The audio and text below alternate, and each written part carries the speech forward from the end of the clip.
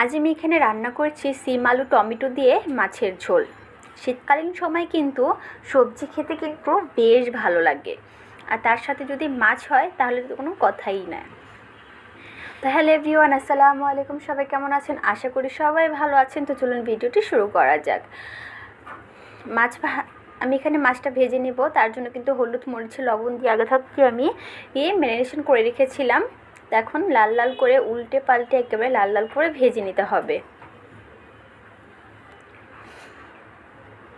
দেখো আমার মাছটা কিন্তু ভাজা হয়ে গিয়েছে, আর আমি সেটা তুলে নিয়েছি। আর সেই তেলের মধ্যে কিন্তু বেশ খানিকটা পেঁয়াজ কুচি অ্যাড করে দিয়েছি। দেন তারপর পেঁয়াজটাকে উল্টে পাল্টে ভেজে নেব। একেবারে লাল লাল করবো না, আমি হালকা লাল করে ভেজে নেব। পেঁয়াজটা যখন একেবারে ময়াম হয়ে যাবে তখন আমি এখানে অ্যাড করে দিব আদা রসুনের পেস্ট। আর আদা রসুনের পেস্টটা দিয়ে আমি ভালো করে কষিয়ে নেব। আদা রসুনটা ভালোভাবে কষানো হয়ে গেলে এখানে আমি একটু পানি দিয়ে দিব, যেটা মশলা কষার জন্য কাজে আসবে। তো এখানে আমি রেগুলারলি যে মশলাগুলি ব্যবহার করে থাকি সেগুলি কিন্তু এখানে অ্যাড করেছি। তো এখানে ছিল হলুদ গুঁড়ো, মরিচ গুঁড়ো, ধনিয়া গুঁড়ো, পরিমাণ মতো লবণ। এসব কিছু দিয়ে ভালো করে মশলাটাকে কষিয়ে নিতে হবে। কষাতে কষাতে এক পর্যায়ে কিন্তু মশলা থেকে তেল বের হয়ে যাবে। তখন আমি এখানে অ্যাড করে দিব আলু আর সিম আগে থেকে কেটে ধুয়ে পরিষ্কার করে রেখেছিলাম, সেগুলি এখানে আমি অ্যাড করে দিব।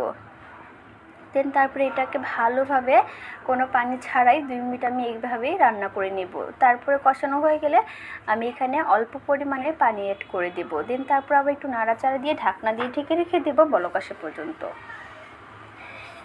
তো ফাইনালি কিছুক্ষণ পর দেখো বলকটা চলে এসেছে। আবার একটু নাড়াচাড়া দিয়ে এখন হাই টু লো আছে আমি এটাকে রান্না করে নেব।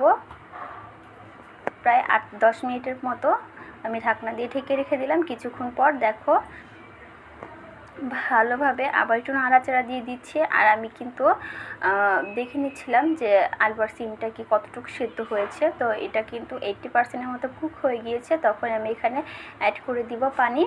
আর পানি দিয়ে আমি এখানে টমেটো আমি পাতলা পাতলা করে কেটে রেখেছিলাম, সেগুলি এখানে আমি অ্যাড করে দিয়েছি।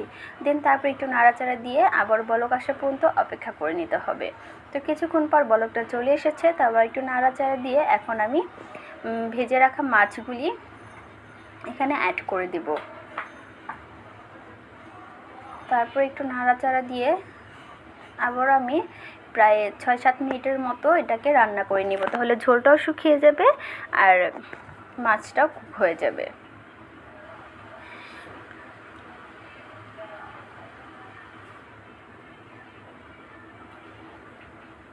তো দেখো কিছুক্ষণ পর তরকারি কালারটাই কিন্তু চেঞ্জ হয়ে গেছে। তো আমার রান্না কিন্তু অলমোস্ট ডান। তো চলো পরিবেশন করে নেওয়া যাক।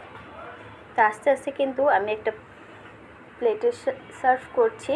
আর দেখো দেখতে কতটা লোভনীয় হয়েছে না, খেতে কিন্তু অসম্ভব মজার হয়েছিল। চাইলে তোমরা এভাবে একবার হলো ট্রাই করে দেখতে পারো। আর ভিডিওটি ভালো লাগলে like, share, comment and subscribe করে পাশে থাকবে। তো আজ এই পর্যন্ত, আবার অন্য কোনো ভিডিওর সাথে নিশ্চয়ই দেখা হচ্ছে। আল্লাহ হাফেজ।